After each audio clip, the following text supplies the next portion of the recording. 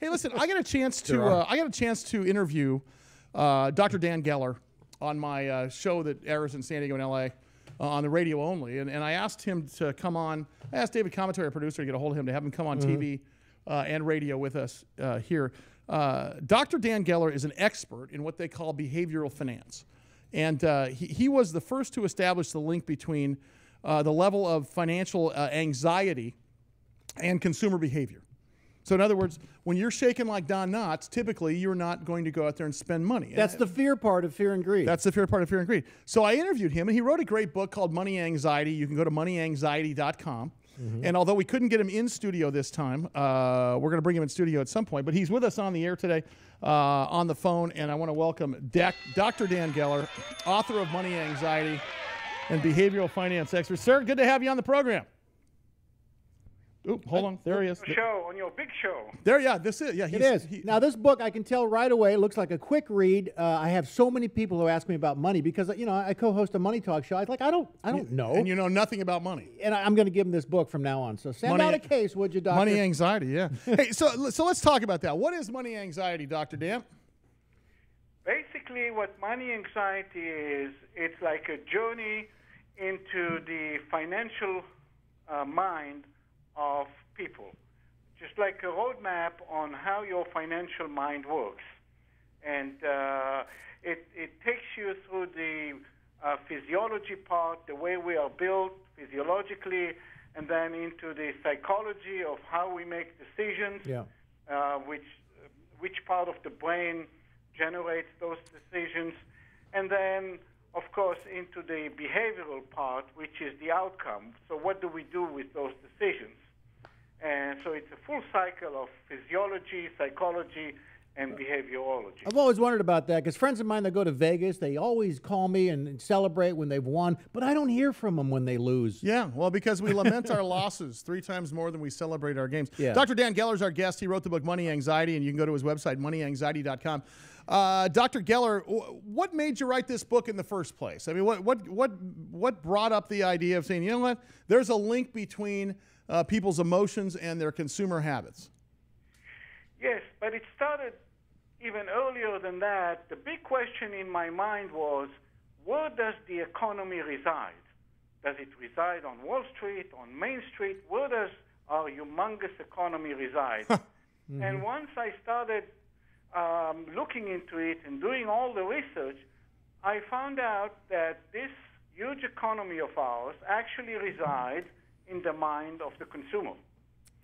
And from then, I started looking into how do we really make financial decisions that impact the economy. And that's what the book shows, basically, how our financial decisions really can make or break our economy. Right. So based upon decisions we may or may not make, based upon good, solid, I guess, emotional foundation, could make or break us individually and as a whole society. Is that what you're saying? Absolutely, absolutely. And basically, our financial decisions that we make dictate by the level of financial anxiety or money anxiety. That's why I titled the book Money Anxiety, because at the end of the day, it boils down to the level of money anxiety that we have. And when money anxiety goes up, we basically make more instinctive type of decisions. And when money anxiety goes down, we make more analytical type of decisions. So is that to say that there's an inverse relationship between the amount of anxiety and the amount of spending I do? Of course. So in other words, the more anxious I am, the less money I'll spend. Absolutely. So the best thing I could do for my kids or my wife would be to scare the crap out of them. Stay anxious. I mean, listen. Shouldn't you keep her on her heels, Russ? Believe me. You know what I'm saying? I knocked a couple over. Dr. Dan Geller is author of the book Money Anxiety. Give an example of what would help us teach savings to a spouse or another family member. Scare the hell out of them? basically, savings is a wonderful thing, and definitely savings is a habit that we should all have. But again, too much of it, like other things in life, is not good. Because remember that we are a society of consumers, and our economy depends on our consumption. Well, it's 70% of our GDP is based on consumer spending. And if we're not spending money, then our economy suffers. And of course, that's why job creation is so important, because if we don't have a job, we can't spend money. Right? I mean, isn't that where it's one big circle, is it not? That's exactly it. And you know what? It's very relevant discussion today, because as you know, today the European Central Bank just announced about their own QE program. And the reason Europe is in such bad shape is because they are not a society of consumers as we are. We all went into this global recession at the same time. Look at us here in the U.S. We are doing okay. And look at them.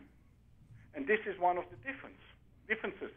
We support our own economy with our own consumption. Most of the consumption in this country is done here by us. Yeah. Well, sure. We're fueling our own motor over here. Well, we are, and that's why quantitative easing works. And what the central bank in Europe is, what he's referring to, what happened yesterday in Europe, is that the central bank is now going to stimulate their economy by pumping billions of dollars into the tune of 69 billion euros in every month to try to move that in the right direction. Pumping in when we started. That's exactly right. Dr. Dan Geller is an expert in behavioral finance. He wrote the book that Rusty's holding up right here. For our television audience, it's Money Anxiety. For our radio audience, just go to moneyanxiety.com. Available on Barnes & Noble. All major booksellers. We'll also put it up on our website so you can buy a copy. Dr. Geller, I want to invite you back on a regular basis. I want to do a feature with you about money anxiety, because I think every couple of weeks, talking about how behavior can affect your spending is something that's worthwhile. Thank you so much for joining us today, Dr. Dan Geller. I have to ask him, in the book here, what comes first, your tendencies to invest or the actual market? Wow, that's deep. Chicken or the egg? Thank you, Jack Handy, for that one.